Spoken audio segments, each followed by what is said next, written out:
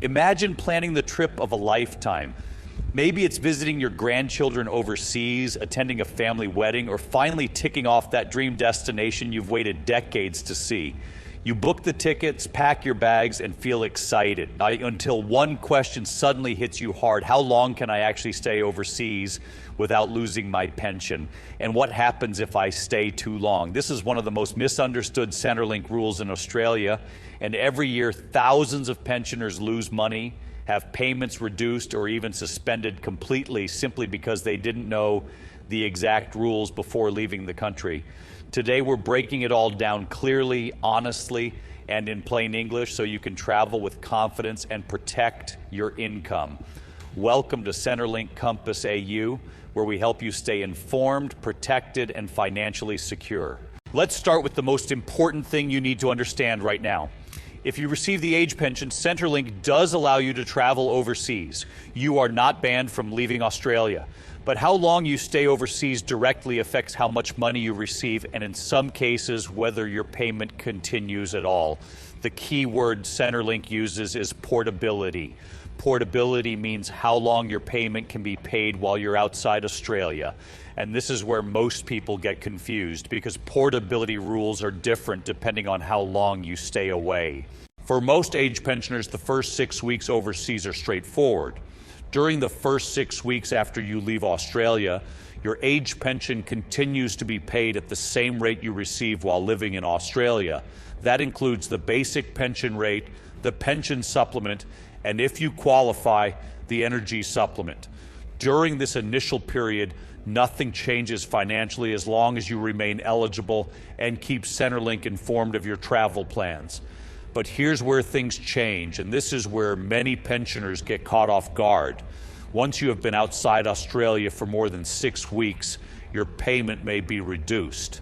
The reduction usually affects your pension supplement first. After 6 weeks overseas, only the basic rate of the pension supplement continues, and the additional supplement amount stops. This reduction alone can cost some pensioners hundreds of dollars over time, especially if they stay overseas for extended periods. Now let's talk about long-term travel, because this is where the biggest financial consequences can occur. If you remain overseas long-term, your age pension may be reassessed under what Centerlink calls proportional portability rules. This means your payment can be reduced based on how long you have lived and worked in Australia during your working life. In simple terms, if you haven't lived in Australia for at least 35 years between age 16 and age pension age, your pension may be paid at a reduced rate after a certain period overseas. This surprises many people because they receive the full pension while living in Australia, but once they stay overseas long enough, Centrelink applies different rules. Some pensioners assume their payment is guaranteed for life no matter where they live. Unfortunately, that's not always true. The longer you stay overseas, the more important your Australian working life residence becomes. Another critical point many pensioners overlook is the impact of overseas travel on additional benefits. Payments like rent assistance usually stop once you leave Australia because they are designed to help with housing costs inside the country. If you rely on rent assistance as part of your budget, this loss alone can significantly affect your finances while overseas. Now let's address one of the biggest myths we hear all the time. Many people believe that if they return to Australia briefly, their payment automatically resets. That is not always the case. Centrelink looks closely at your travel pattern. Short returns followed by long overseas stays can raise red flags, and in some situations your payment may not fully restore immediately. This is why planning your travel properly is absolutely essential. Another crucial issue is reporting your travel correctly. You must inform Centerlink before you leave Australia or as soon as possible after your departure. If you don't report your travel, Centerlink may later discover it through immigration records. When that happens, payments can be suspended or debts can be raised, even if the travel itself was allowed. Failing to report travel is one of the fastest ways pensioners end up with Centerlink debts they never expected. Let's also talk about how overseas travel affects other Centerlink payments, because many pensioners receive more than just the age pension. If you receive carer payment, disability support pension, or other benefits alongside your pension, different rules may apply.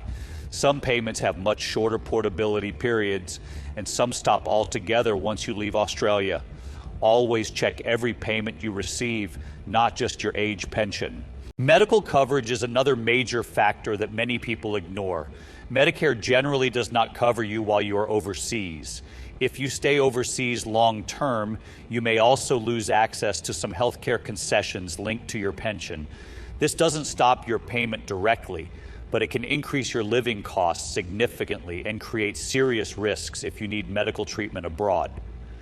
Now let's talk about real-life consequences, because this isn't just theory.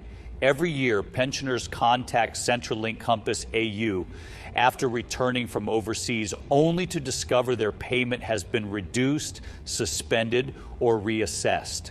Some are shocked to find their pension is now permanently lower because of how long they stayed away and how Centrelink calculated their residence history. Others face long delays getting their payment restored after returning to Australia. So how do you protect yourself? The first step is planning. Before booking any long overseas trip, check how long you plan to be away and how it will affect your payment after 6 weeks. Understand what components of your pension may reduce or stop. If you're considering living overseas long term, it is essential to confirm how your Australian working life residence will affect your payment rate. The second step is communication.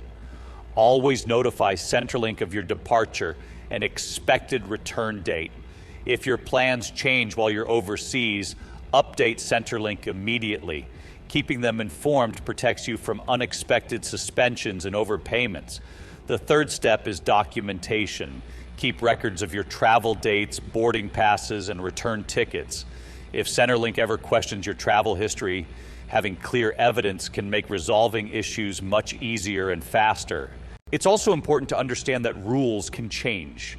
Government policies, international agreements, and pension rules are updated regularly. What was allowed last year may not apply the same way this year. That's why staying informed through trusted sources like Centrelink Compass AU is so important. Now let's address a question we get all the time. Can Centrelink cancel your pension just for traveling overseas? The answer is no, not simply for traveling, but they can suspend or reduce your payment if you stay overseas longer than allowed, fail to report your travel, or no longer meet eligibility rules. In extreme cases, if Centrelink determines that Australia is no longer your principal place of residence, your payment can be affected long term. And here's something many people don't realize until it's too late. If you move overseas permanently, some concessions and supplements may never fully return, even if your pension continues. This can permanently change your financial situation, so long-term travel decisions should never be made lightly. At Centerlink Compass AU, our goal is to help you avoid these surprises. Traveling overseas should be a joyful experience, not a financial nightmare.